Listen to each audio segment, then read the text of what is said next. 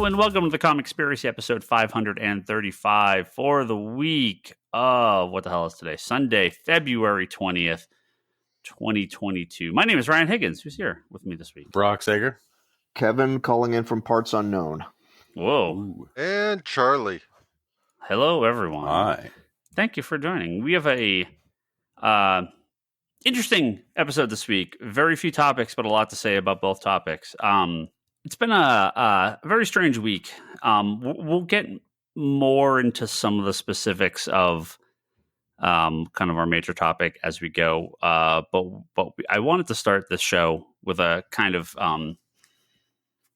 a little history of Marvel and DC crossovers. As you guessed, Jla Avengers is obviously going to be a major topic of this podcast tonight. But I like talking about like old books occasionally and kind of like the history of where this stuff comes from and how we even get to Jla Avengers. For those that don't know, the book is being reprinted for the first time in like 12 years. Mm-hmm. Maybe no, 14 years. 14 a long years. Time. That's just reprinted from a soft cover. But there's a lot of stuff going on with this reprint. So hold on, we're gonna get to it. We have a lot to say. But I've talked multiple times with Kevin Sharp and I mean all of us on this podcast, obviously. But I know Kevin, some of these early Marvel DC crossovers were kind of like in your wheelhouse in the early days. I know you have some fond memories of this stuff. This is not like a in-depth, super research history lesson, but this is more. I do want to kind of cover these original crossovers in lineup to DC versus Marvel, or in the lineup to JLA Avengers, to give listeners a context, because there's plenty of people that have. I mean, Jesus Christ! There's probably people that are born listening to this podcast after JLA Avengers came out. There very well could be, right? Or that have never read any of these books. I actually have never read them. I've seen them, but I've never actually sat down and read them. Any other crossovers? No. Whoa. Okay. Well, we'll go through I believe a complete list. But I want to talk a little bit about the real early ones. And then kind of discuss the kind of how everything shifted in the last 20 years, really, on these crossovers. Because, when you think of comic books, the crossover is like, back from whether it's the JSA members all meeting up. Remember, these characters were different. They didn't, crossovers were not a thing. Mm-hmm. So the JSA forming was like, oh, these characters are interacting. You didn't have Batman and Superman and stuff other than World's Finest. That was a big deal.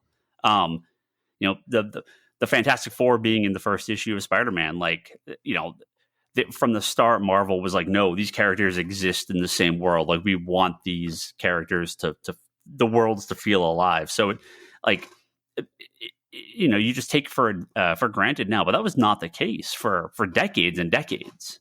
So the thought of an intercompany crossover, obviously Marvel and DC for the superhero characters being the one that makes the most sense. Was just, kind of unheard of for years. I was looking some of this up. I didn't realize some of these kind of unofficial crossovers. I mean, we've talked about the Rutland Halloween Parade, I believe, on this podcast before. Yep. Which was a very unofficial Marvel and DC crossover, where they would have it was Stephen Gillhard, Jared Conway, Len Wein, and they sort of had a story that crossed over from multiple Marvel and DC titles that they were all working on, but they were not official. They were very independent of each other, and you could only eagle-eyed fans would really know what was going on, right? This was not something the bosses knew was happening. And it was crossover with the creators appearing in the comics, not superheroes. Yeah. It wasn't like Superman was walking around at Avengers, but they would have people dressed up in costumes, and the creators were sort of like, they knew that the this is a real thing. This parade is a real event that happens in the real world. So both companies brought this into the comics. I actually completely forgot that the actual first Marvel DC crossover was Wizard of Oz. Yeah, that's right. That it is a I would it's like film history buffs fill me in. Did Warner Brothers own the Wizard of Oz in 75? I mean, I guess that's when it would have, or did they have the license? I think that was a license because that was when MGM was still solvent as a studio. Okay. Before Warner took over MGM properties. That was a part of the Turner deal, I believe, is when Warner took over all of them. Okay. So DC had the license for the Wizard of Oz for whatever reason, and Marvel published the book because it's a special collector's issue, which that's Marvel's line. I think that's the deal. But it's just a very interesting to see, that's what started their crossovers. I actually didn't know about this too. There was a Superman, there's a Lois Lane issue that has Captain Marvel in it as a joke character, but this was before they owned Fawcett. So these things just didn't happen between companies, not in any sort of official manner. So March of 1976 was the first intercompany crossover between Marvel and DC with Superman versus the Amazing Spider-Man. Big, oversized. They're called the Treasury editions. Covered by Carmine Infantino, Ross Andru, Dick Giordano, written by Jerry Conway. I believe Neil Adams and John Romita were both uncredited artists on the book as well. So was Terry Austin, which is a pretty common, especially Neil Adams. That was him redrawing faces, Superman faces was a very common thing.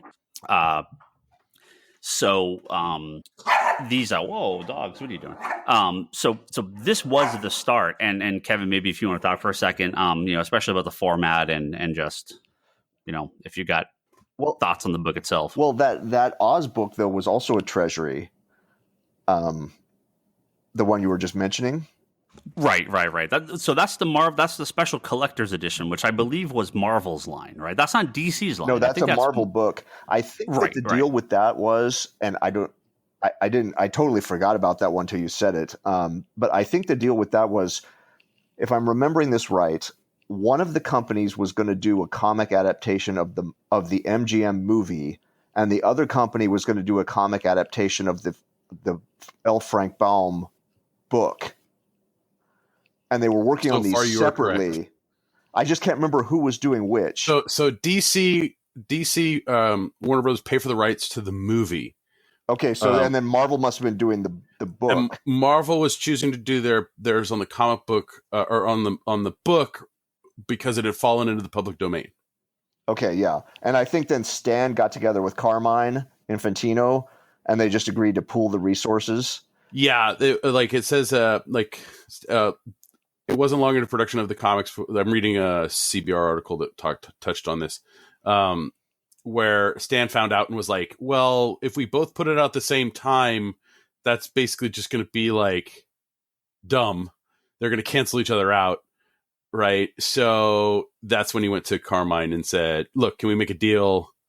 And they came up with that 82-paged oversized, with the wonderful Marvel and DC present across the top of it. Even though it was Marvel talent doing it, I think John Buscema did the art on that thing.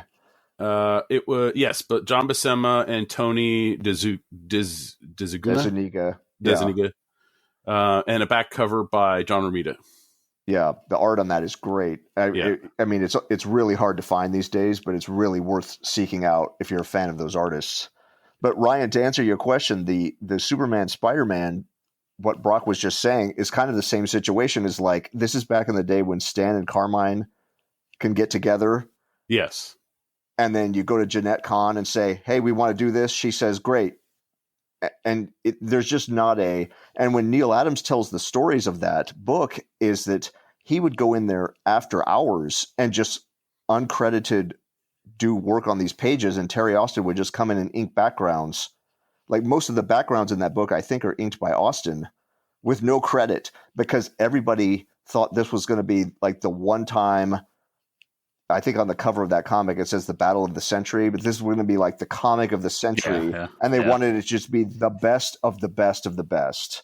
And it was, clearly a huge hit, because that sort of opened the floodgates. The Marvel DC crossovers were not like this crazy regular thing, but no. I think most people will look at this first batch as sort of like, the kind of the golden age of these crossovers.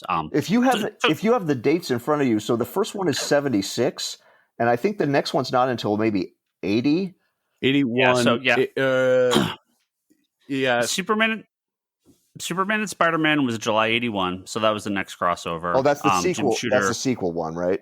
Right. So this is Jim Shooter, Marv Wolfman writing with Jem Sim as pencil, and like every inker ever working on it. So again, I'm sure this was a very collaborative effort among a ton of the big creators at Marvel and DC. And this was the again, another one of these prestige. The treasury size, oversized formats. It would Doctor Doom and the Parasite, kind of being the villains. Because the first one is Superman versus the Amazing Spider-Man. Then the second one is Superman and Spider-Man. What? They're not fighting. Obviously they team up, which is how this always works. But from the front of this issue, you're immediately going into they are teaming up to fight Doctor Doom and the Parasite, which is a fun. Parasite's the second cover character in a Marvel DC crossover. It just seems like such Doctor Doom makes sense, right? Yeah, sure. That is very funny. I like the idea of Parasite. I love Parasite, but it's just funny to see him there. But they also have Hulk and aren't Hulk and Wonder Woman also in the issue? Batman versus Incredible Hulk. But Hulk in the Superman Spider-Man. Yeah, they are in it. But I believe Hulk and Wonder Woman are also in the issue as well. So they're starting to expand out those books. So Batman versus the Incredible Hulk, that's fall of 81, so that was shortly after Len Wein, Jose Luis Garcia Lopez, and Dick Giordano. And that's until you get later into the 90s, that's the last of the No, you have the Uncanny X-Men and New Teen Titans in 82. Well, I'm not there yet. What I'm saying is the last of the treasury formats. Charlie, remind me, was the post Marvel DC crossover? Did one of those a treasury? Did with the Superman FF? Was that was the Alex Ross one? I believe that was treasury size, wasn't it? There's definitely one of those that's treasury sized. I don't remember which of the later ones was the treasury size one, but this was the treasury format. So again, if you're a comic fan, I'm sure you've seen these at your shop there. I want to say 10 by 14, 10 by 15. I forget the exact dimensions. They're much larger. It's like a double size of a comic. They're much bigger. And it's so bigger than magazine. They're bigger than magazine. It's like double the size, maybe even a little bit bigger. Amazing. Just they stand out so much. They're so fun. They're huge pages. Before we leave the treasury size issues, of course, no, and then Batman versus the Incredible Hulk obviously seems like such a Spider-Man and Superman. And today I think people really consider Batman to be like the most popular character, and with good reason. But Superman was the character. I mean, he had at this point multiple movies. He'd been film serials. The Batman show had kind of come and gone, but Superman had always been incredibly popular, and obviously Spider-Man is pretty much always been Marvel's most popular character. But Batman Incredible Hulk makes so much sense to be the second. Again, Batman being so incredibly popular, but again, we lived in a very different world at this point where the Incredible Hulk was I don't even think arguably, I think was Marvel's second most popular character. It was the character people knew. Hulk had a TV show that was very popular that ran for like 4 or 5 years. Obviously, we've talked about this recently, right? With Lou Ferrigno.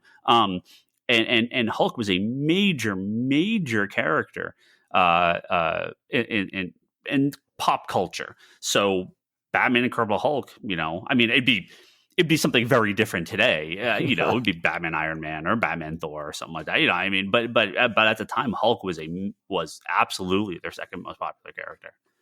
It would be Batman Iron Man all the way, because it would be half the book would be Tony and Bruce just kind of staring each other down across from bigwig parties, trying to one up each other or some shit.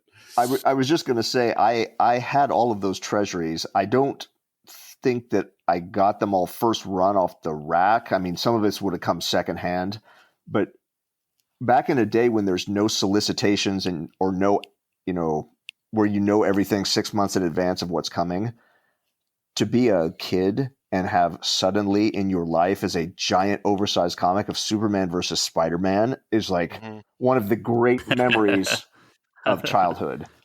Yeah. Of just not having any idea that it exists, and then somebody just handing it to you one day, and you go. Yeah, I couldn't even imagine just like walking in and seeing that on a magazine rack or something, and just like, what the, like, as a kid, I couldn't even imagine. And go ahead, Charlie.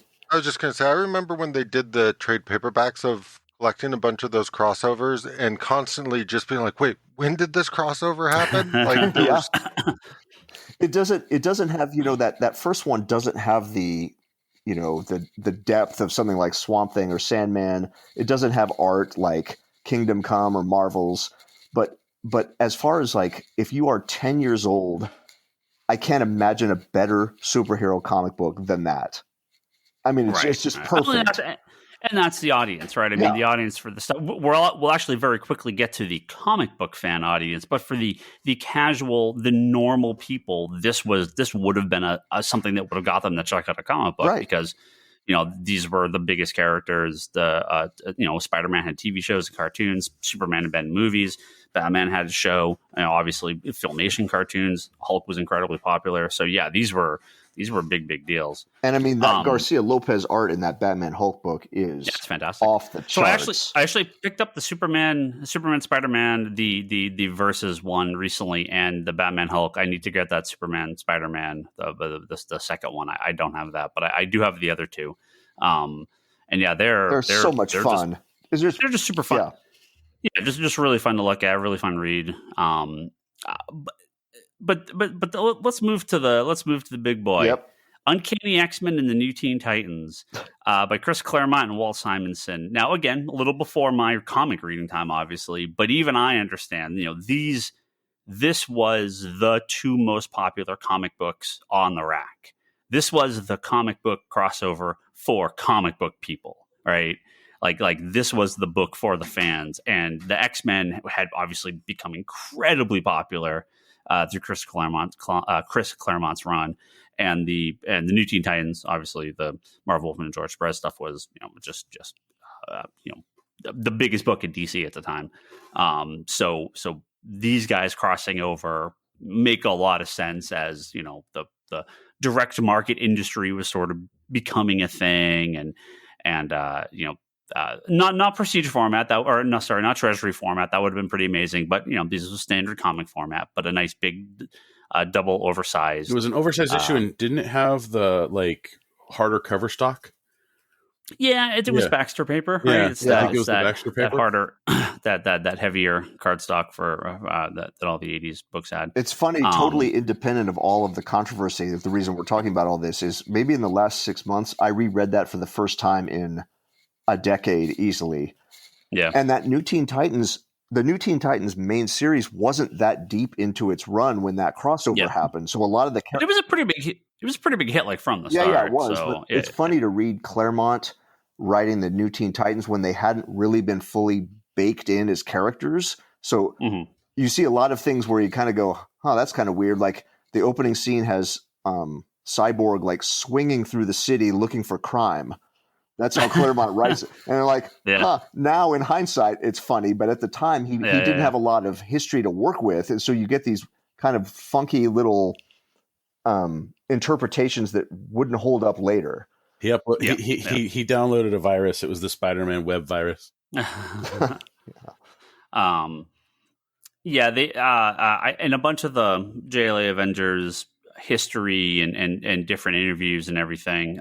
There was supposedly a second book scheduled that never happened. That was going to be by Marv Wolfman and George Perez.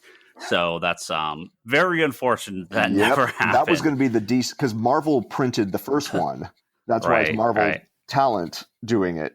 And then the second one was going to go back to DC, but then Shooter killed everything when the Yeah. Well, and so this was the last crossover for quite a while.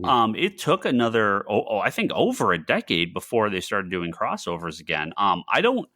I'm sure there's some to talk about the specifics. I don't, if you've got, if you have real specific info on the Jim Shooter stuff, just shutting it down, I'd love to hear it. But I actually would like to know what other than money, which is usually how these things work, what actually caused them to start doing crossovers again a decade later. I want to say that Reed Tucker, was it Reed Tucker wrote that? The Slugfest. Yep. So I read that, right? And it goes into a lot of the stuff, and the crossover stuff comes up. It's been like 2 years since I read it, so I'm like, I can't really remember. But I think some of that stuff comes up in the book about like because I distinctly remember them talking about especially when it came to like the Jla Avengers thing, even before that. But there was a very specific, well, this character, like, you get your character gets this much time, then our character gets this much time. And then like they were very like meticulous with how much page space or how much like words each character got. It was Oh, of course. I mean, this is the same thing as like Who Framed Roger Rabbit. I mean, obviously, they're going to have a specific amount of time for each character, but I'm going to guess. I don't know specific, but Jim Shooter was a extremely talented and major force within Marvel, but was incredibly heavy-handed. Again, Kevin, you could talk more specific if you have, more specific knowledge about the history is out there, and it's very much Rashomon, where everybody's different version. Where Shooter will tell you they started working on it without an approved plot from him. And, Roy Thomas and Jerry Conway will say, well, Shooter signed off on it and then changed his mind. And Perez will say, well, I was told to start drawing it, that it was good to go. And then Shooter saw that they had started working without his okay. And then he got mad and shut it all down. And who knows? And Dick Giordano tried to make peace in the whole thing, and that didn't work. It's just a shit show. Yeah. So I'm going to go out on a bit of a limb here. I'm going to guess the reason they started doing crossovers again was because of the success of Spawn Batman. The Spawn Batman crossover was late 93, early 94. Marvel and DC then started doing crossovers again in 94. So the success of that book, I will assume, is the reason they started doing it again, because, people can argue all they want. Yeah, people can argue all they want about this type of stuff, but money, right? Money is the reason most things get done. Mm-hmm. So when they started doing this, the crossovers again, they came fast and furious. We don't need to cover all of these again. Jump in. I'm going to assume Charlie may want to have a minute here on one of these books. Batman Punisher had two crossovers. Again, each company kind of got their own version.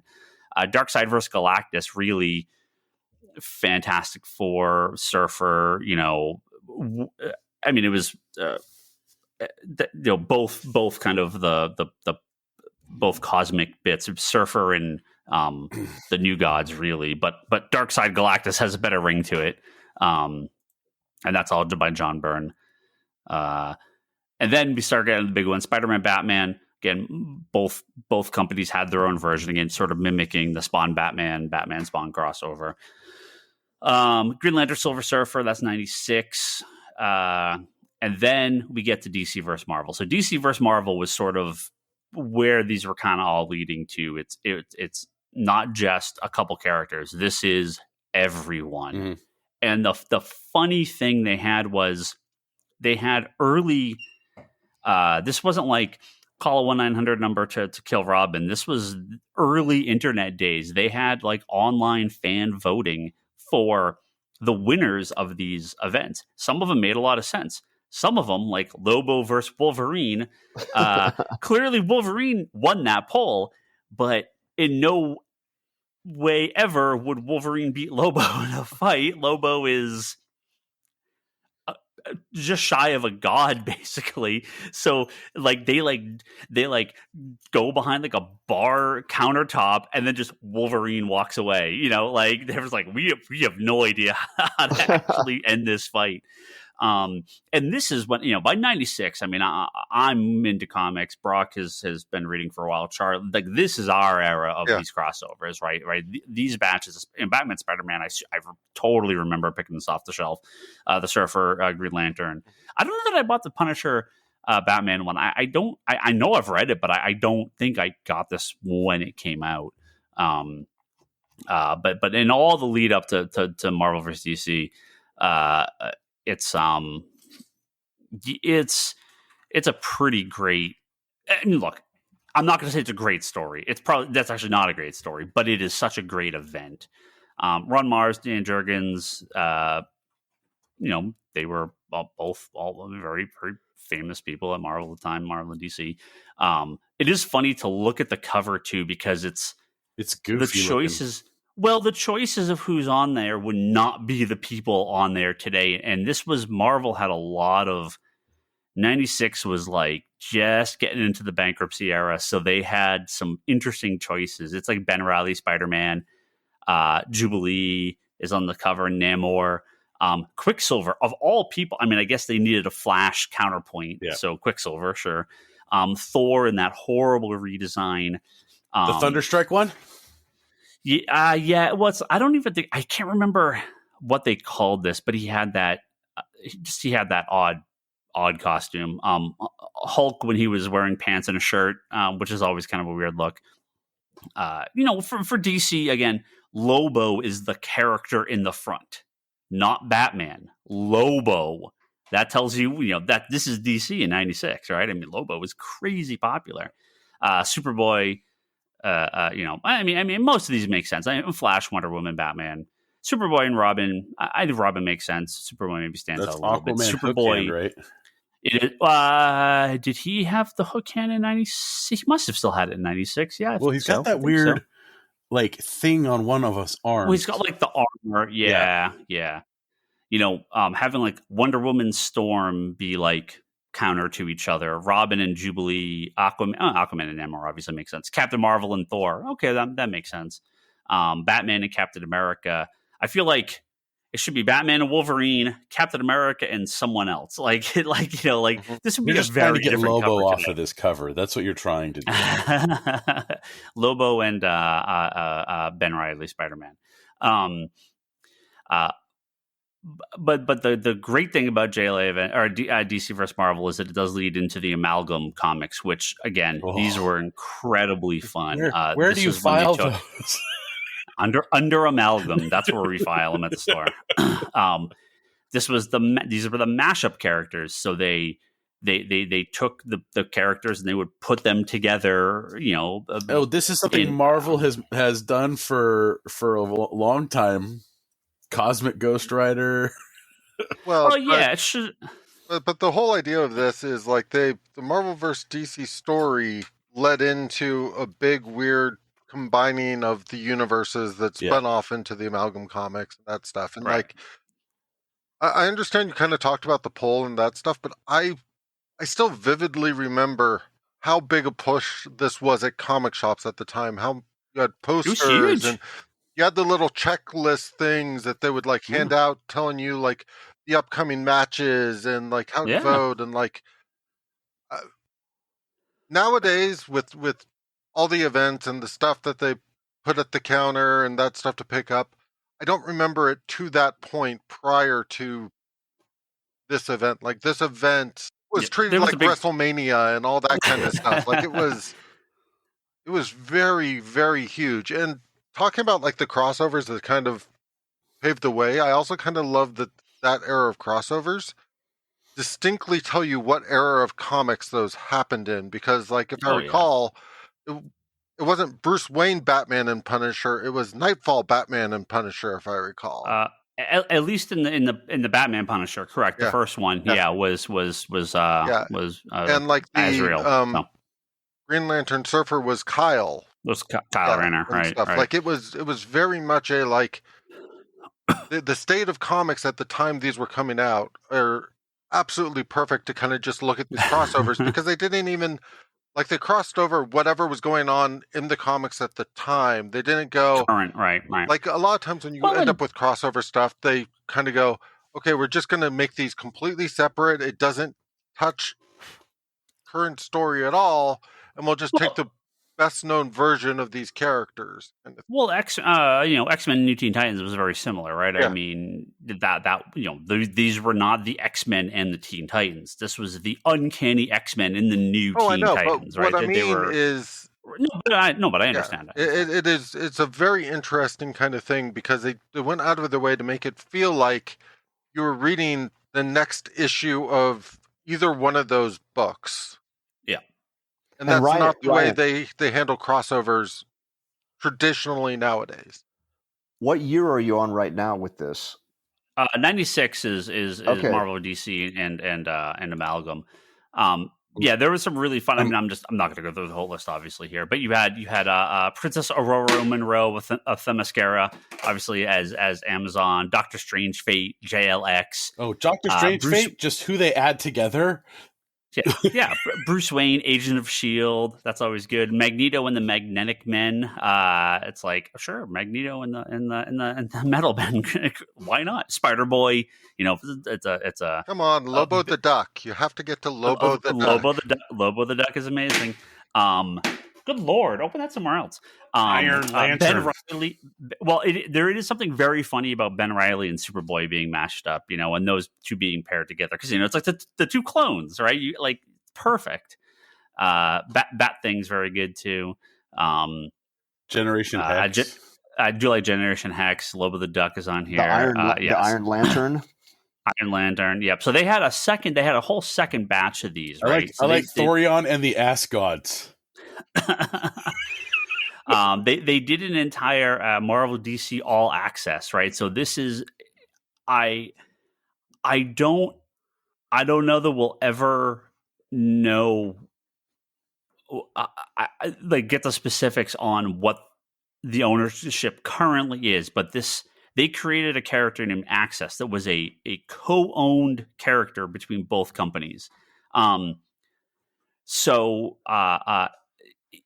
They continue the Marvel DC crossovers. They continue the Amalgam stuff with another batch of books, and then they a few more things come out. Silver Surfer, Superman, Batman, Captain America. These are all like prestige format books. I got it. Just got to shout out briefly here while you're making the list.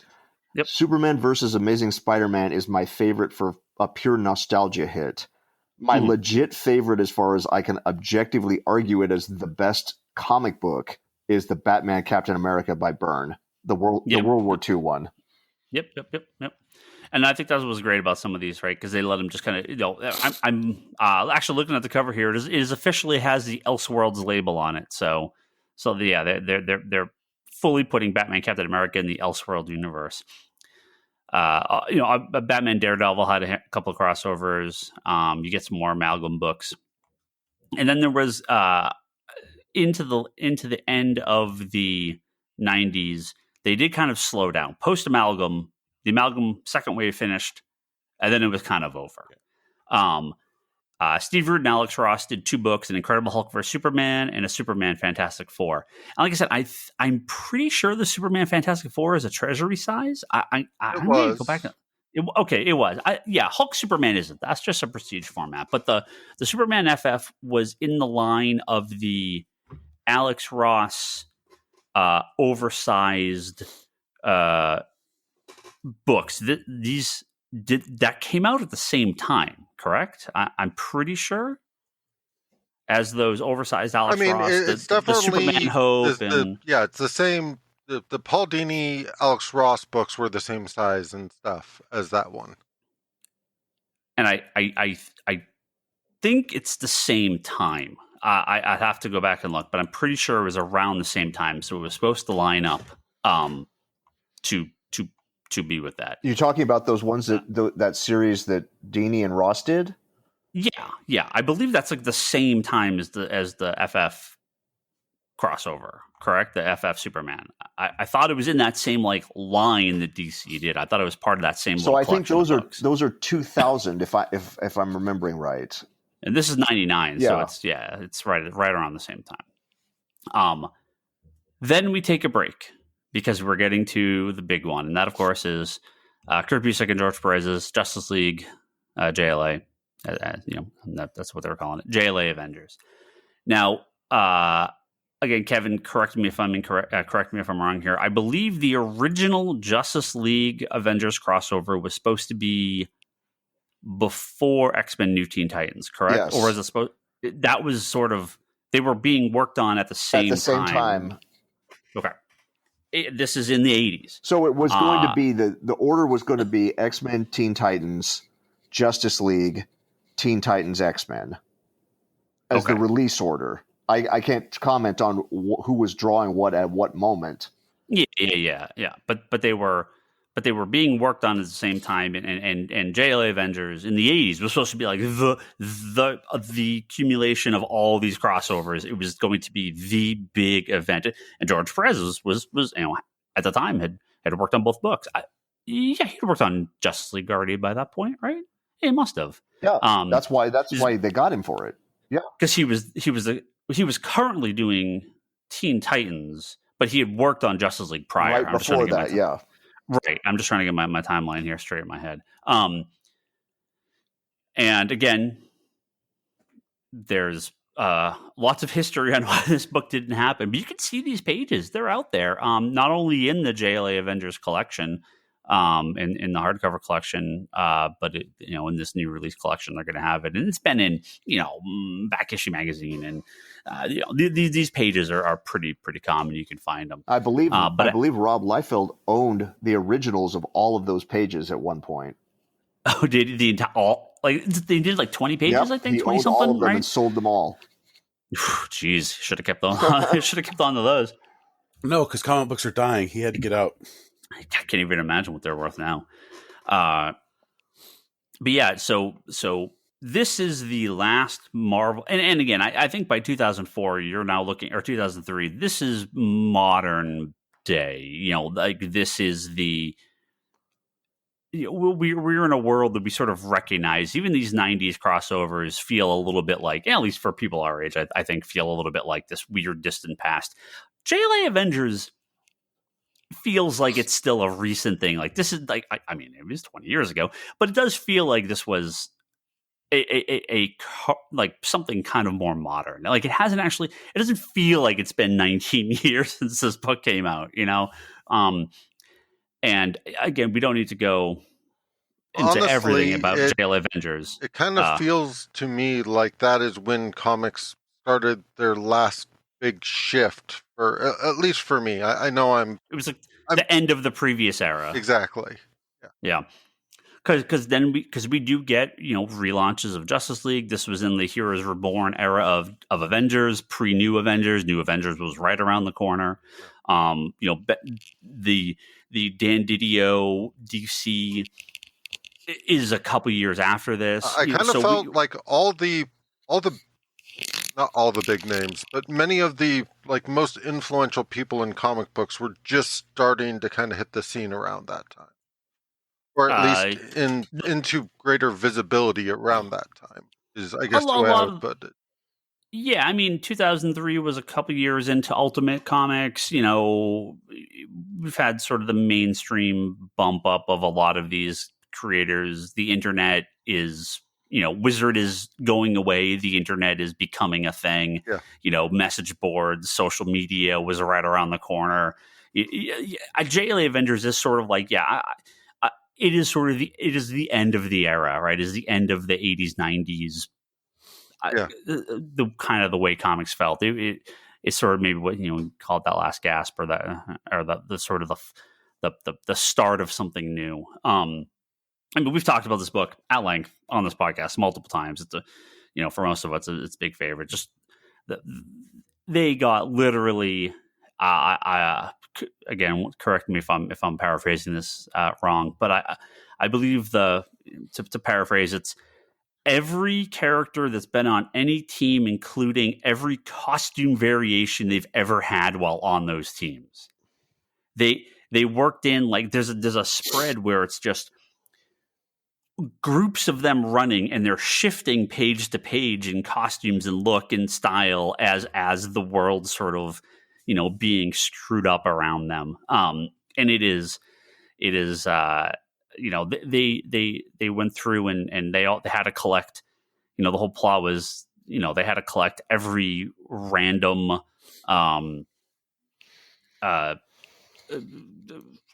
cosmic MacGuffin that both companies had, in order to sort of, correct the world. People lost their fucking shit in Avengers Endgame when Captain America gets Thor's hammer. Imagine a Marvel DC crossover movie where Superman has Captain America's shield and Thor's hammer. Like, it's just, it is just something you never in a million years thought you'd ever see. Right.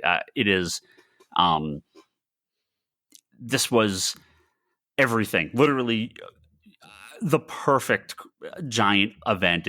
One of my friends was saying, he was like, yeah, this is like Crisis on Infinite Earths 2, like this was such a major thing. And then it was over. This was it. This was the last, and more than likely will be the last Marvel DC crossover, because we're no longer dealing with Marvel and DC. We're now dealing with Disney and AT&T, right? I mean, the problem was, I mean, look, I'm sure lawyers were always involved, and there was always a lot of, legal hoop jumping, but 2022 multi-billion trillion dollar global companies now trying to share something, like, it just won't happen again. I don't want to say never, but I don't imagine a world where they start doing this on anything of a regular basis, let alone, or let alone once, let alone a regular basis. If you guys got any wrap up thoughts, talks on Jla Avengers, then we're going to get into the actual story, the actual 45 minutes in, we're going to get to the actual thing. It's like Batman Begins. Yeah. So you guys, I've been talking. I'm going to have a sip of water here. You guys chat for a minute, and I'll be right back. I mean, for me, it's not all at once. Yeah, not all at once. No, I'll jump in there. For me, it's like, it's looking at these lists of crossovers and just, how everything kind of culminated, and then it just stopped, like dead stopped after that. Puts it just adds a lot of weight to what's like the situation and stuff like that, and like excitement and animosity, and just so many different emotions. So, Brock, you haven't read the Jla Avengers? No, I have not actually read it yet. Charlie, you have it in Absolute? Yeah. And yes, I have read it. Well, and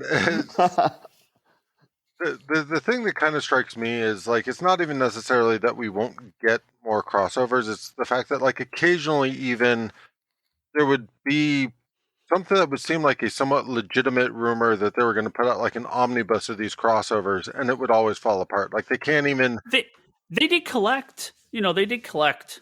All of these have been collected. There were multiple Marvel DC crossover collections. They collected all the Amalgam books in like trade paperback shortly. Well, not always shortly after the time, but around about the time when crossovers was coming out, you had trade paperbacks and that stuff, but you haven't had any crossovers reprinted in even prior to Jla Avengers. Like, it's been a very long time since any of these crossover books have seen any kind of new printing, which is why there was a point in time when there was a listing on Amazon for an omnibus of like the two trades worth of crossovers in one omnibus, and I was like, that's amazing, I will totally buy that. And it wasn't that long after when that listing vanished kind of thing. Yeah, I'm pretty sure the last printing of Jla Avengers was 2008, if what I've looked up was true. And then, I mean, the Amalgam books have been long out of print even by that point. You know, they only printed those that's early days of trade paperbacks. It was not a common thing in 97, 98. Yeah, and that was 4 volumes,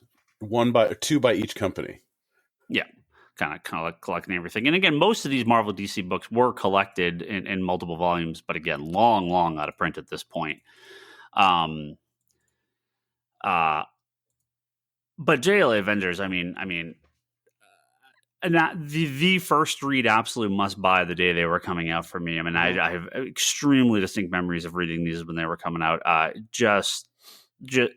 Again, I don't want to say it doesn't matter if the story's good, because it's a little bit like that Superman Spider-Man. It's incredible that it even happened, and it's every fanboy's dream. It just also happened to be good.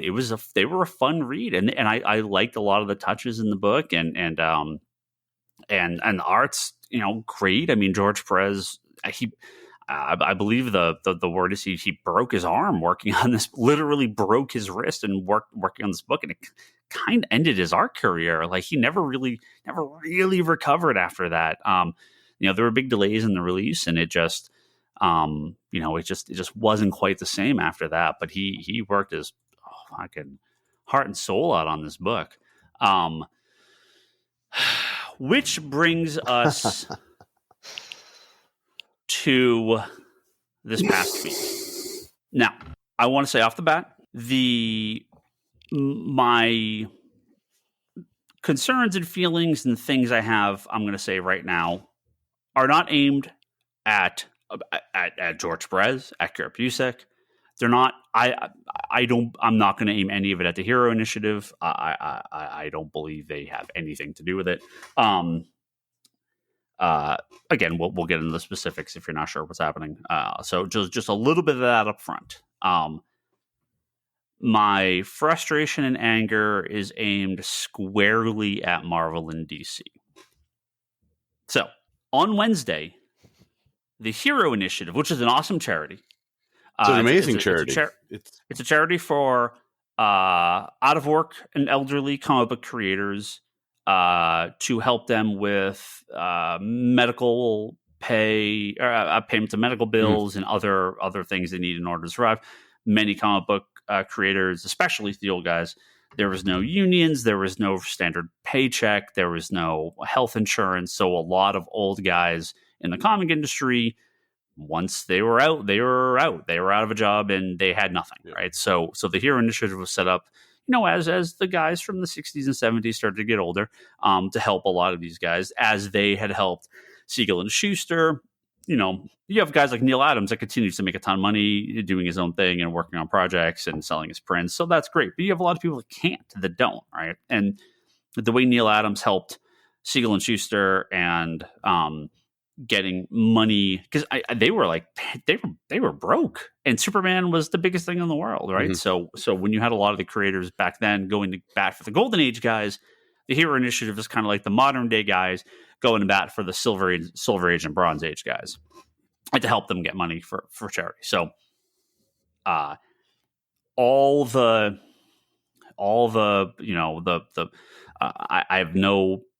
don't believe any of this is on them. But on Wednesday morning, the Hero Initiative announced that they were going to be reprinting a special edition of JLA Avengers to benefit the Hero Initiative. And this was in George Perez's honor. Kind of, right? We'll get to that in a second. I almost shit myself when I saw this, because I thought never in a million years, ever would anyone ever do this. I just thought it was over, right? Like, nobody thought this would ever happen, because George Perez, as we've now learned in the last couple of days, he's entered hospice care. He was given 6 months to live a few months ago. We talked about this on the podcast when it happened. If you go back a few months to listen to our episodes, when you're in hospice, it's pretty much a lot of time left. It's pretty much close to the end. Yeah. They gave him 6 months. It sounds like what happened was when that happened, there's been a lot of sort of, Mark Waid and Kurt Busiek have talked, some on the record, some not, about some of the series of events here. To the best that I can piece together, and again, Kevin, I know you've been reading up on a lot of this. Brock and Charlie, if you've heard something that contradicts this, please let me know. Anyone listening, please, again, when this comes out on Monday, if things have changed again, or if there's more info, again, sources too. Don't just yell at people saying you're wrong. I mean, some of this is from Kurt Busiek's Twitter and Facebook account, Mark Waid's Facebook account, conversations, interviews that have happened over the course of the last week. It sounds like this was one of George Perez's kind of last wishes, that the Hero Initiative would get a they would have the ability to reprint Justice League Avengers to support the Hero Initiative. Now, this money is not going to George Perez, to the best of my knowledge. I think that initially that was the thought, that this was for him and his family. I now, based off comments that Kurt Busiek has made, I believe that's actually not true. I'm pretty confident that this was his kind of final project for the Hero Initiative. I did have the list here. He is the George Perez, since the foundation of the Hero Initiative, is the chairman of the disbursement committee. So he is the one that is helping older creators and choosing where some of this money goes. He is one of the head people at the Hero Initiative. I since his diagnosis in the current years, I don't know what his absolute current status is as of today, but on their website he is still listed as he was using his talents to raise money for various charities, including the Hero Initiative, for which he has served as chairman of the disbursement committee since its founding. So that is reading that he is still, as of current, working with the Hero Initiative. Yep. So this was sort of his last charity drive for the Hero Initiative. The problem, this is amazing. All of this is amazing. Everything up to this is everything you have said, fantastic. Like Hero Initiative, reprinting, George Perez wishes, everything on that is like check mark, check mark, check mark, check mark. Okay, good. I'm good. Yep. The problem is what happens next. And again, I do not put any of this. Absolutely in no way, shape, or form is any of this fall on George Perez. I don't believe it falls in the Hero Initiative. The problem is it's a limited print run of 7,000 copies that is not being sold by the Hero Initiative. It is being it was Marie Javins at DC was the head kind of person behind the project. It appears from her Twitter account and comments that the DC did the production on this book, did the layout, did the new cover, all that stuff. It is going to the Heroes. The Heroes Initiative is the publisher of this book. It is not Marvel or DC. However, DC did the work. The Hero Initiative is actually the publisher of this book. It is not being sold on their website. It is not being sold for $1,000 a copy or whatever, to get them charity. This is a traditionally priced graphic novel at a kind of standard discount to comic book stores through Diamond Comics. And here's where we start to have, I'm trying to remain as calm as I can when I talk about this stuff, because I've had, how do I put this? I have been on this side of the counter I've been on this side of the counter for quite a few years. I have made a lot of friends in the industry. People I consider friends, people I consider, acquaintances. I've gotten some phone numbers and email addresses through the years.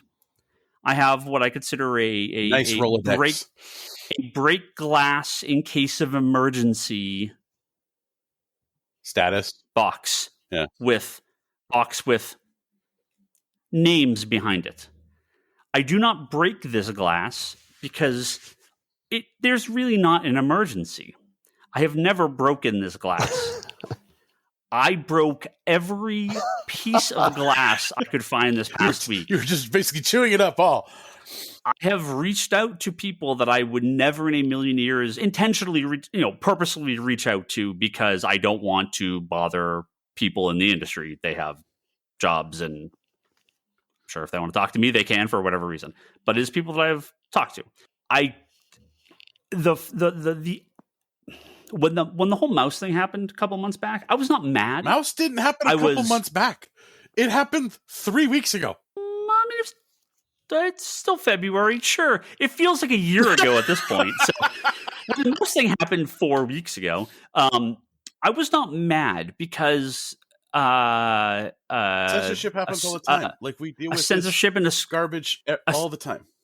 Right. And a school banning a book is just like, I'm like, hey, fuck you. I'm annoyed. These people suck, but I'm not mad because like, I'm not surprised. I'm happy I got involved, but I'm not like surprised or angered at the event. Wait, because you're not it's surprised that stupid people did something stupid. And now you have to be like, hey, dumbass, eat shit. I'm going to do exactly the opposite. I mean, it sucks, but I'm just like, this is just the world we live in and the type of things that we have to do to fight hate and ignorance. I'm not mad. This makes me extremely not only mad, but embarrassed, frustrated. So you have probably listened. If you're listening to this podcast, you probably have heard about the Justice League Avengers being reprinted. You probably do not own a copy. You probably have asked your local comic shop if they can save you one. I was going to ask you, can I put my name down for a copy? Because I want. And you've probably been told no to go fuck off because you're just you. We are going to get 2, maybe 3 copies. I mean, I've received literally 100 people asking for this book every day. Calls, customers coming in, emails. Can you save me a copy? And the answer is no. We're going to get 2 or 3. Maybe something happens and we get 5. I don't know how allocations are going to work on this. If this was a normal printed book, I would have ordered 500. If this was with all proceeds going to the Hero Initiative, the letters I wrote, the comments I made, the DMs I sent, the phone calls I've had, I said, well, let me backtrack a little bit here. What the sort of public message has been is that the 7,000 print run was the quickest, the most amount of copies they could get out the quickest while George Perez was still alive. They believe they had upwards of 6 months. It was in November. It's coming out end of March. That's 4. That they're hoping, right? They want to see this book out.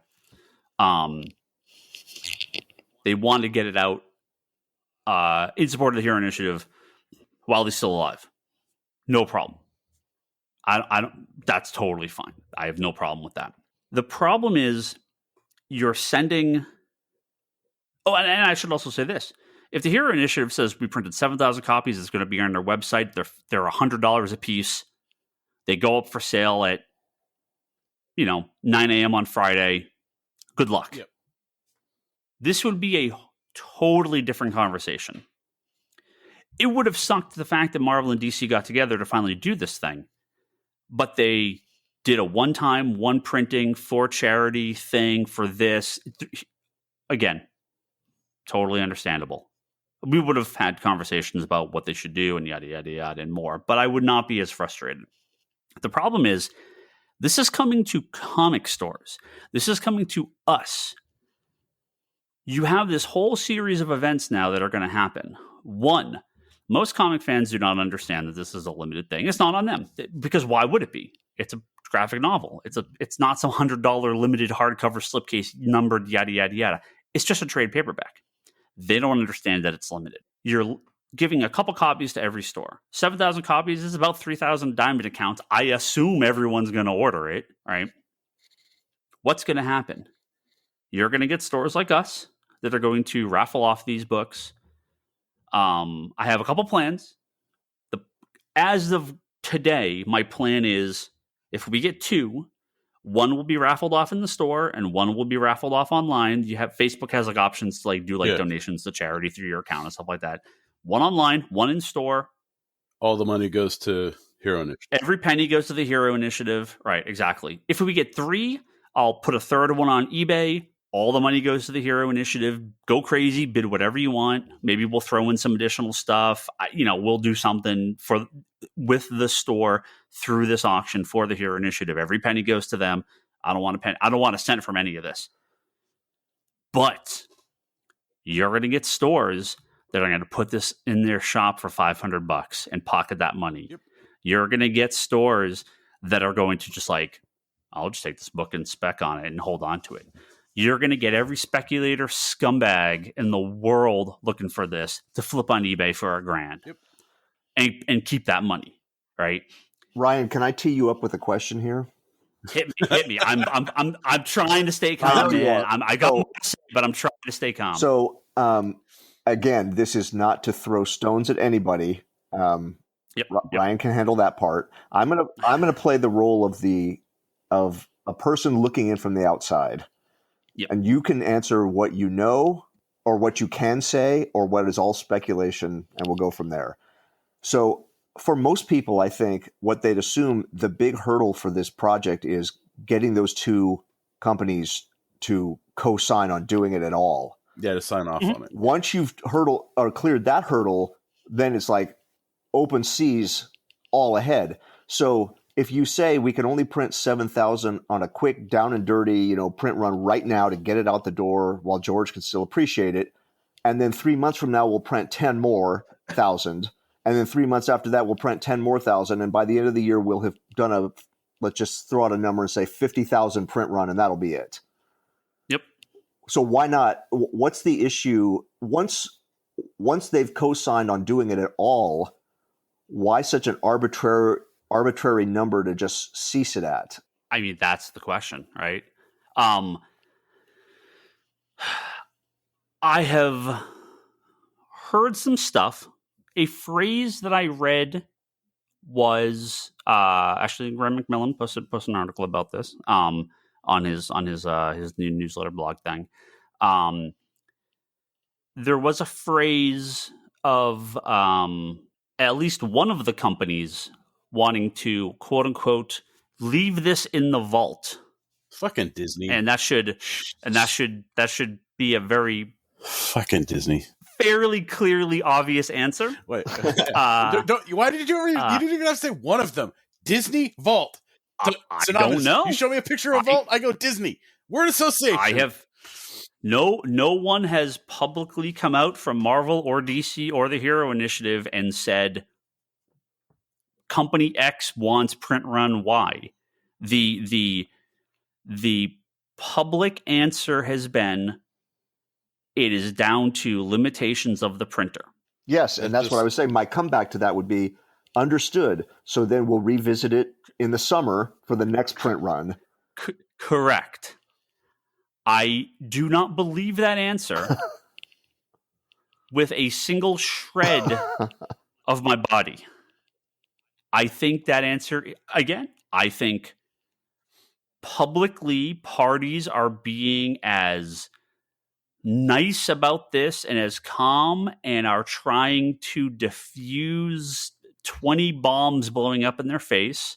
They don't want this getting back to George Perez and having George be I can't remember if Kurt Busiek or Mark Waid posted this on their Facebook or Twitter account. It was one of them basically kind of saying like, George, again, I will paraphrase here. I believe it was Mark Waid on his Facebook page. You can go check his page.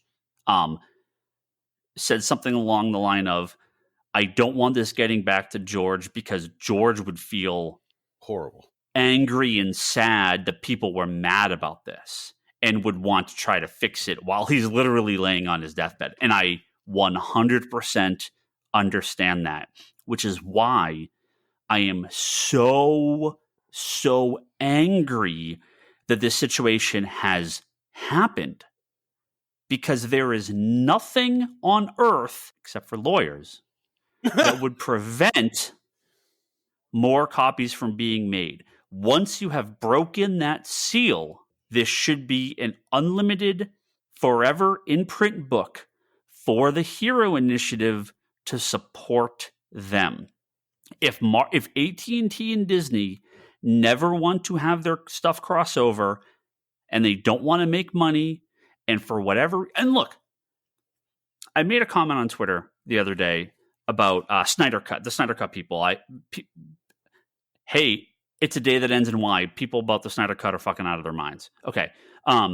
Companies owe you nothing. Corporations owe you nothing. They owe you zero content. If tomorrow DC said, we are canceling Batman, he will never appear in a comic book again, I could shout from the rooftops and tell them they're out of their fucking minds. But they owe us nothing, right? We are not, what's the word I'm trying to say? We are owed nothing. They owe us nothing. They do not have to ever give us another Batman project. Obviously, I'm just making this up, right? But you understand my point. The problem with this, if you come to a charity event and you are doing something for charity and you do the barest of fucking minimums, that is not the right thing. I'm not saying they ever need to reprint this book. They never needed to. They never had to. They've never, probably in at least one case, never wanted to. But they did. They decided to do it. You have opened that seal. Now you do have the responsibility to provide for that charity to the best of your ability. That is my feeling on this. And again, you guys can agree or disagree, but 7,000 copies to me is a slap in the face to the Hero Initiative, because here is what I have sent to people. If that's your print run, that's your print run. Fine. You keep the book in print forever because it's Jla Avengers. It will continue to sell. If you put this book out through normal solicitation means and not rush solicited like this, your orders, I think, would be in the 75 to 100,000 copy range. This is a book that has been in demand. Comic-Con they put it out. The month the graphic novel came out, it sold less than 9,000 copies in 2008. You have to understand how different a world we live in today for graphic novel and fan and collections and the popularity of this stuff. It would sell 10 times that today, bare minimum day one, because of the popularity of and just how people are not, they don't have access to this stuff right now. You don't only do that. Again, this doesn't have to be day one. This is clearly a year-long project, multi-year project, a forever project. You give stores the ability to do store-exclusive covers. They do this. Image does this regularly. Other indie companies do this regularly. You give promotional art and awesome interior splash pages. You'd have 100 stores sign up tomorrow to do 1,000 copy print run of this book. There's another 100,000 copies. You have DC gets to do their own version of this book, printed by DC. Jim Lee does a brand new cover. You're telling me that's not another 50,000 copies, 75,000 copies of a Jim Lee drawn Marvel DC crossover cover? Marvel gets to do their version of a book. Give it to Ryan Stegman. You telling me you're not going to sell 100,000 copies of Ryan Stegman drawing Spider-Man and Batman together? You are. You just are. That the demand for this book would be 20 years later, it would be the biggest book of the year. It would be the biggest selling graphic novel of the year. No question asked, specifically because how much of this is going to charity. You then have the reprint of the hardcover, of the slipcase.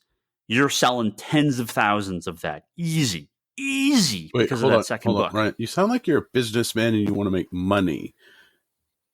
Oh, but again, I don't think Marvel or DC or the store should make a penny off this. I think this stuff should all go to the Hero Initiative. You're funding them for a fucking decade on this.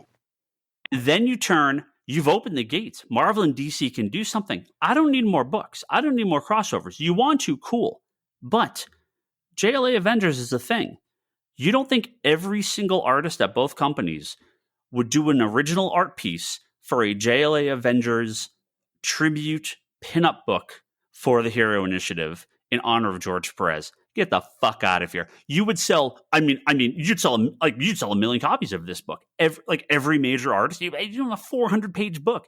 You would, it makes me so mad that they are leaving, tens of millions of dollars for a charity on the table. Maybe hundreds of millions of dollars on the table for this book. I don't care who it is. I don't care why. This is a mistake on a colossal level that I cannot stand. I am so mad. Like, I know, hopefully it comes off. I'm not mad at, there are many people I am not mad at. Whoever at the heads of Marvel or DC is blocking this, or Disney or AT&T, whatever the case may be. Like, I will stop talking before I get myself in more trouble than I probably have already gotten myself in the last week. I'm fuming here. I'm fuming. I'm getting right in the face. You guys aren't seeing the video. You aren't seeing the video of this. This is amazing entertainment, let me tell you. Well, I have a question just because it's something that I've kind of assumed, but I guess I shouldn't assume. The fact that this is going through normal solicitation channels and that kind of stuff, is the cost to the shop actually the retail price of the book, or is the cost to the shop, therefore the cost going to Heroes Initiative, actually less than the $30 price tag? Yeah, I believe we get it's like a net 25% discount if I'm remembering correctly. So Hero Initiative is getting $20, $22 or something like that. So they get they're not getting $30, which again, if they sold it on their site, they'd get more money. Yeah, right. You don't even need, like, if they don't have the capacity to ship, you hire. It's charity work. I think you can get someone to do it for you. Not to mention, there are so many platforms nowadays that if you didn't tie it to a certain print amount or that kind of thing, if you just went like Kickstarter route for Hero Initiative, or like there are tons of different systems out there. If this was a Kickstarter, it would be the biggest Kickstarter ever by magnitudes. Like, not even. And then, other than the amount that Kickstarter would get, which you might be able to get them to waive because of the charity thing. It's a charity, right? There's just lot. There's a lot better ways to make sure that as much money as possible goes back to the charity. And that's what I mean. Look, if DC wants to set their office on fire, I don't care. If Marvel wants to end the MCU and cancel every book and publish a bunch of Millie the Model comics, I don't give a fuck. Like, they can do whatever they want. Like, it sucks, but like, it's their prerogative. This is the line. You are doing this for charity. You are intentionally fucking it up. And that is what makes me you got to remember, so mad. You got to remember, the 20th year this ruins our 20th year anniversary reprint that we were going to do with DC right next year. Well, maybe they are, right? And again, I don't want to say that's not going to happen.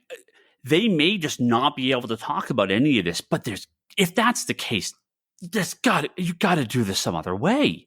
There has to be another way to get this stuff out. You tell people this is a charity thing. We're selling these for charity.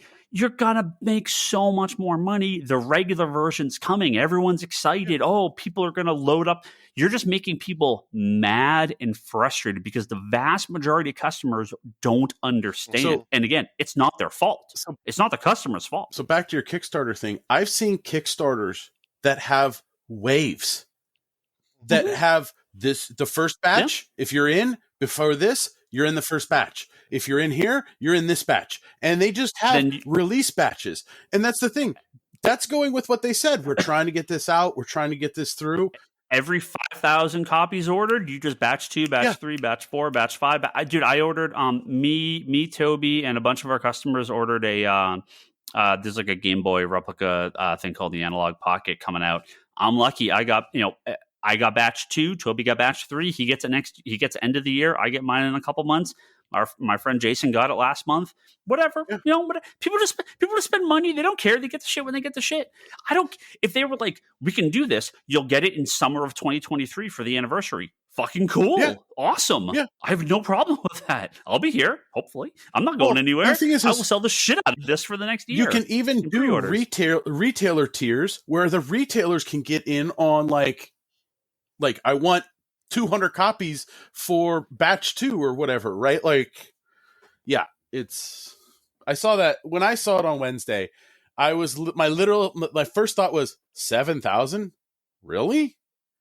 Yeah. Like, yeah. Because in my head, I'm like, how many comic stores? It's like 2 to 3 each store. Yep. Like, I already know that Ryan wants a copy. I want a copy. Kobe's going to get a copy. I already got it. Well, no, you're not. No, but like in my head, I'm going, well, like just to the staff, at least I'm going to be getting a copy. And I know like somebody, and then like, I know like, okay, this person, like 4 people would already be getting a copy of like customers off the top of my head. And I'm like, okay, like where? Oh, no, they can't get it. What yeah. Yeah, no, it's not, I mean, yeah. If every store employee or owner that wanted this book took a copy, 0 copies would hit the floor of any store. Mm-hmm. Of course, everyone would want this, right? Who wouldn't? I mean, I'd like the deluxe oversized hardcover, absolute, but I'll take a trade because that's the only thing I got. Yeah, if you don't own it, and a lot of people don't have, haven't been buying graphic novels for 20 years. So, yeah, if you don't have this, like, yeah, of course you're gonna want it. I think the thing is it highlights just how disgusting like capitalism and companies can be, in the sense that like there's something that you haven't published or tried to publish or done anything with or made any light of in almost 20 years, and then you go, oh well, we'll let you do it because George and the Hero Initiative, and he's but you can do 7,000 copies. Because, a limited print run for whatever reason. And then people go, well, are you going to do more? And the answer is silence. Yeah, I just, again, my hope is people at both Marvel and DC realized this was not enough copies before it was announced. And they're working on plans to get more out. They just can't say anything, because that's how this works. They have to wait. They have to wait till it's done. And if Marvel and DC want to publish this under their own and profit, so be it. That is their prerogative, right? Of course, it's their titles. They can do whatever they want to do with it. Getting it out, 7,000 copies out, is the most they could do in the shortest amount of time to get it out for George Perez. Totally understandable. They could have just had a pre-order now button on the Hero Initiative website. We'll fill as we get them, and that money would just endlessly go up forever. They could have told stores, don't order it. We're shipping you 2 copies each. Do what you want. Yeah. They could have said, they could have just shown up in their diamond shipment this week, right? Yeah. They could have said, we're going to auction these off 1 at a time on eBay, or 10 at a time on eBay, or whatever. All the charity goes. There is they could have just, unfortunately, held it back. They could have published them, printed them. George Perez sees them, great, done. Held them back till he was gone. I'm not trying to be cold-hearted here about this, but I mean, I understand this was a major part of the event. They then could have done something else with them, increased the print run, done more. There's so many other ways they could have handled this. The printing of the book in a limited quantity is not really my biggest concern. It is probably my biggest concern, but my frustration comes with the fact this is going to comic stores, that we had to order it, and that now we look like the fucking assholes when we don't have copies, because again, most people don't understand. And you're going to see, well, and if there's allocations and you only get 1 copy, what kind of and it's also through Diamond. So what happens when my copies are shorted? What happens when UPS throws our box in a fucking lake and I get 0 and I can't get FedEx replacements? Whatever, you know what I mean. For most stores, it's UPS. What happens if it's damaged? What happens? There's so many problems with this. There's so many problems. And what's going to happen now is you were going to see a public shaming of stores selling it overpriced, stores gouging people for it. That hurts the comic book, comic fan, creator, company. It's already kind of a tense situation, right? I mean, there's a lot of stores that are dumb and do dumb shit, right? I mean, yay, if I look good, but I don't give a fuck about looking good. I want to get as much money as possible to the Hero Initiative. I want to get copies to customers so they can enjoy this book and enjoy George Perez's final major comic work, right? I'm sure Kirpusek needs no money from this. I'm not a millionaire, but I will assume Kirpusek is doing this all for free. I assume DC on the production end is doing this all for free. I assume Marvel, whatever their limited role in it, is doing it all for free. That's great for all those. And if they want it, and like I said, if Marvel and DC want to do their own print versions under themselves for profit, go fucking hog wild. It's your thing. You can do whatever you want. It's the charity aspect of it that makes me just so mad. Well, I think the other thing too is they're only going to get $20, $40, yeah. $60. If you get 3 copies, the Hero Initiative gets $60. But you turn around and that's what, $90. So you get $30. But you wouldn't even you particularly would be like, no, I'm just going to give $30 to the Hero Initiative because the people making money are the speculators and the flippers. Yeah. They're the ones making the real money on this, yeah. Right? And they're going to be, and that's the thing. The book is going to sit there and hop back and forth. Look, it's George Perez's Hero Initiative special limited print run, blah blah blah blah blah, and it will just get pumped back and forth, and they're gonna fucking get slabbed. Right. This will probably be the first major graphic novel that gets a huge CGC starts slabbing graphic novels. Yeah, I mean they don't to the best of my knowledge. But this will be I believe they do, right? Maybe this is going to start the slabbing of the graphic novels. Maybe. I don't know. I'm just I think for me it was just super frustrating, especially as somebody who hasn't read it, has wanted to read it. I already have so many single issues I need to get through. I'm grabbing more just to sit down and read. I'm I wanted a nice little collection of it, but and it's shitty because it's George Perez is on his goddamn deathbed, and we're all sitting here like assholes going, we're trying to do good for the Hero Initiative, but yeah, we're kind of taking your work and dragging it through the mud in a way. Well, hold on. And that's why I said I wanted to make very, very, very, very, very clear from the front of this. None of this has anything to do with George Perez. I mean, it does have to do with George Perez, but there's no frustration or anger aimed at him or any creators or anyone at Marvel and DC who worked on the project. This frustration goes to only the people at the top that decided this was not going to be a bigger project than it is. Whoever had to make that decision, whoever came down, again, whether it's lawyers, whether it's heads at Marvel and DC, whether it's heads at AT&T and Warner Brothers, whatever the decision is, fucking sit and spin, dude. I don't know how you sleep at night. They sleep very well on a big, giant pile of money. Yeah. I mean, even Uncle Scrooge enjoyed sleeping on his coins.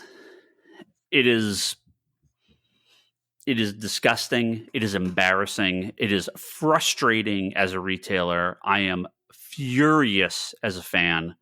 And the thing is, you have a copy, so you're mad as a fan. Going, I don't need a copy. I got a single issue and I got the hardcover. The hardcover is fucking prize of my collection. It's incredible. I know me and Charlie are yeah, we're done. We don't need copies of this. But the thing is, as a fan, you're I will be the first one to admit that the first thing I thought before I saw the print run is I'm going to buy some of these just as gifts for people. Yeah. As a fan, you want to give this to people. I got messages from people that are like, "Oh, I want multiple copies," and I'm like, "I can get you 0." This is so fucked up. So, Ryan, when you were going over that whole stores doing their own covers, all this stuff, it popped in my head going, what if Barnes & Noble did their own goddamn cover and some kid is sitting in a Barnes & Noble in their graphic novel selection and they see a Justice League versus Avengers Justice League like book and it's like, then we can have that moment again, right? Like, yeah, of course. I mean, again, when it comes to charities, companies like Disney and AT&T, like they're usually all up for this sort of thing. Mm-hmm. So that's why I'm like I feel like there's someone that's just like, no, we're not doing it.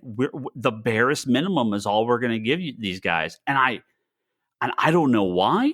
I don't understand why. This is a black eye for the industry. This is a black eye for Marvel and DC. And again, it is great that we're getting money for the Hero Initiative in honor of George Perez, that he did this project, and it's great.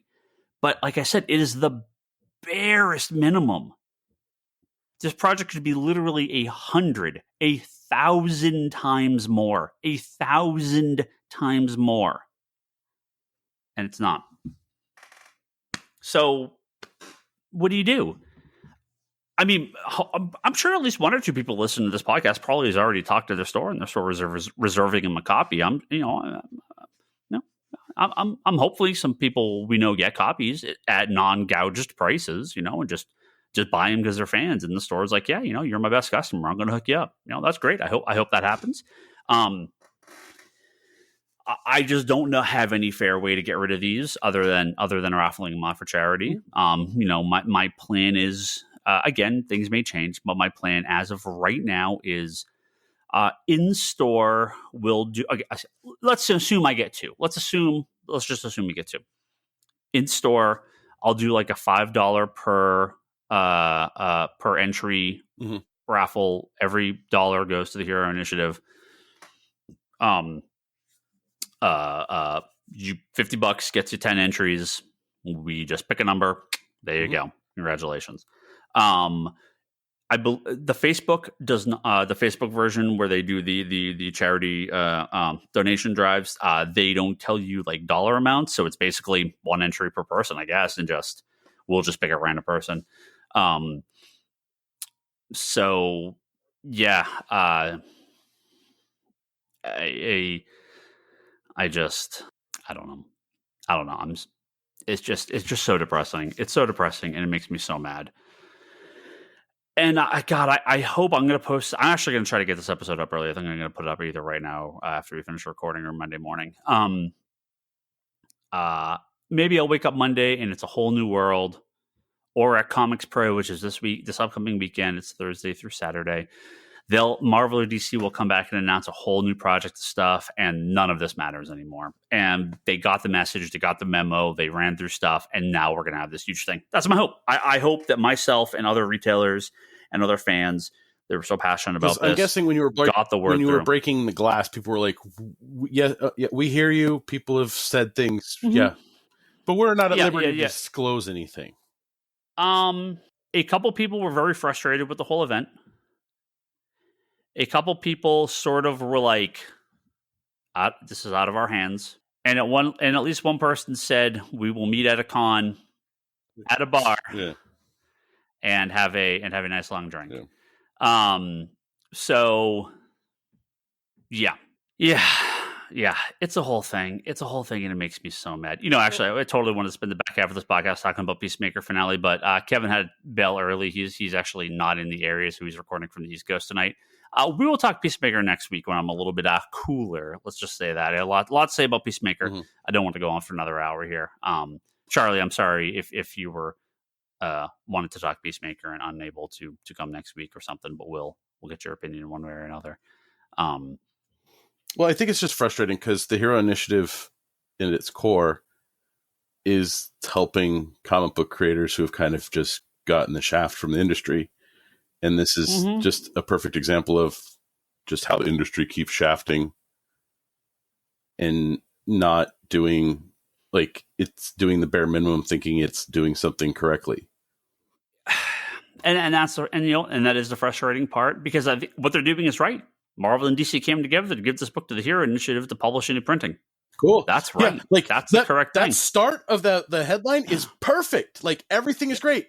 it's going to go to comic book stores of a limited printer of 7,000. And it's like, you just did all of this great stuff and then literally chopped the bottom half of your fucking body off and your two arms, and you're just falling over. Like, it just, they had such a perfect setup for it. They had the ability to do this correctly, and for whatever reason they didn't. And it's just embarrassing, and it's just sad. And it makes me frustrated. And again, I don't know. Hope maybe someone listening that works on it, that has some involvement in this, will hear this and pass this on to people. Hopefully one of my emails or messages got through to the right person and things are changing. Hopefully the fan reaction and the retailer reaction online caused some people to change their mind. I'm just ready for the shit show when it launches. It's going to be really fucking ugly if nothing has changed between now and then. It is. I mean, you were going to see retailers just absolutely dragged because they're scalping the thing for $1,000 in store. Scalpers and flippers are going to look even worse than they already are because not a penny of that's going to charity. Now, this isn't to say all comic book stores. Like, there are a fair amount of comic book stores are going to have the reaction that you had, and I believe many of the stores I talk to regularly online and see in the retailer forums have expressed similar ideas. Yes.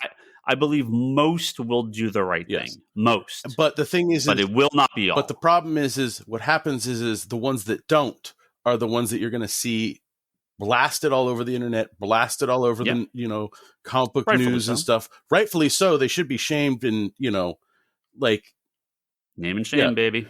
But the fact of the matter is that this. I mean, I don't want to, but they should. I don't want it. I wish 100% of retailers would donate every money they make off this stuff to charity. It's just not going to happen. Though. It's just not going to happen. And I don't like. And the thing is like, and then you go into the secondary market where it's like, the person that has it is going to sell it to make a buck off of it and not. But, and the flippers are going to fucking be feasting over this like that. I mean, they're going to make all the money in the world. They're going to make more money than your initiative will. So like, I of the 7,000 copies, I probably don't expect half, maybe 4,000 will actually hit any sort of market. I think a lot of people will just hold on to this. Either the retailers or store employees will get it or spec on it and just keep it in their back room. And then, most copies won't actually, I think most copies will hit the market, but not all of them. Maybe 60% will.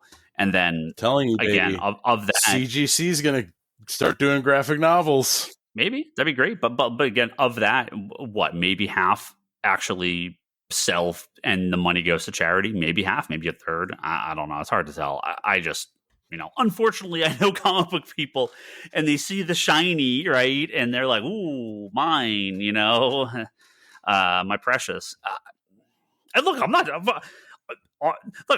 not immune to this either. I've 100% been like, oh, that's fucking awesome. I'm totally keeping that. Yeah, I'm not going to sell that. No, this is mine. But in a case like this, no, hell no. Get rid of them. I'll go to charity. Yeah. It's just, I don't want the book. I do want the book, but I'm like, no, there's no way I'd feel disgusting myself if I was like, I'm not even I'm not even going to enter the raffle. I'm like, I'll give some money to the Hero Initiative, but don't give me a fucking raffle ticket. I'd much rather it, as many people like, I don't know. I'm just hoping we can get maybe a lot, like a fair amount of money generated for the Heroes Initiative with this. Oh, right? Like, I think it definitely will, but a fraction of a % of what it would have made. And that is my frustration. I'm going to try to cool off. I don't want to be mad about this any longer. Charlie, you've been a little quiet this back half. Any final thoughts? We're going to wrap up here. Hit me if you've got something. I mean, at the end of the day, I just don't like the overall position this puts you in. I don't like the overall position it puts everybody in, really. But if I was going to try and spin anything, at least that means 14 grand is going to the Heroes Initiative. At least, hopefully a lot more from a lot of doing what you're doing. And any money that's going to a charity does at least have to be considered a good thing. It just should have been more. And that's, that was Mark Waid and Kurt Busiek's point. That was, multiple people at both Marvel and DC have made that similar point, and I 100% agree. But it should have been. Yep. So there you go. That's it. We're gonna wrap up. Thank you all for listening. I'm very sorry for such kind all of this nonsense. A kind of downer. Like one of those, like you said, really, really great, and then right, just it shits the bed. So, did you lose me? No. I'm just saying I've apparently become like some activist comic book store owner, and I'm kind of getting tired of this. I just want to talk about Batman. Hashtag Batman is California. We'll see what next week's fucking drama brings me. But thank you for listening. We will give much more info on the Hero Initiative as this comes close to release. I know we're gonna have a lot to talk about. Keep an eye out on our release Facebook page or on the store's Facebook page for the raffle. And we'll promote it and talk about what we're gonna do when we get the books. I'm not gonna do anything till I have the book in my hand because I don't trust any element of this going correctly. No. But we will update once we have all the info. Thank you for our top tier Patreon backers: Joe Duff, Kelsey May, Craig Anderson at ClearPathCoaches.com, Jimmy Rivera at the Social Forum Podcast, and Talon Bray, and all our other backers over at Patreon.com/ComicConspiracy. Guys, kick us a couple bucks every month for doing this podcast, which I dole out to all my wonderful listeners or all our wonderful hosts, so they can continue to buy comic books and talk about stuff here on this podcast. Always appreciate that sort of stuff when people support us on Patreon. Do not forget to go to ComicConspiracyPodcast.com and check us out on Apple Podcasts and your podcaster apps. You can find us on there for new episodes every week. ComicsConspiracy.biz is where you can find all our physical comic books that we sell. You can do in-store pickup or mail order. We do tons of mail order. Oh, God. So the mail never order. ends, Brock. Never ends. It never ends. Do not forget to go to conspiratobrock.com. Brock will be back on doing some videos soon. You didn't post anything now. No, I haven't. You're still unpacking your house and everything. Yeah, it's one of those weird, like, the windows are going to get done in my room. They're putting in the dual pane ones. But with COVID, it's been delayed. So where I can't set everything yet. So still working on it. Yeah, I need to figure something out or just can it anyway and just have Wonders in the Fourth Dimension podcast. That's Charlie's Doctor Who podcast. Don't forget to check out the weekly interview series Between the Panels at fanbasepress.com. That's Kevin Sharp's weekly interview series of some great new, upcoming, and season pros. Always interview some really cool people on there. And my wife, Leanne, has her website at leannehill.com. And you can buy artwork from her at etsy.com/shop/LeanneHillArt.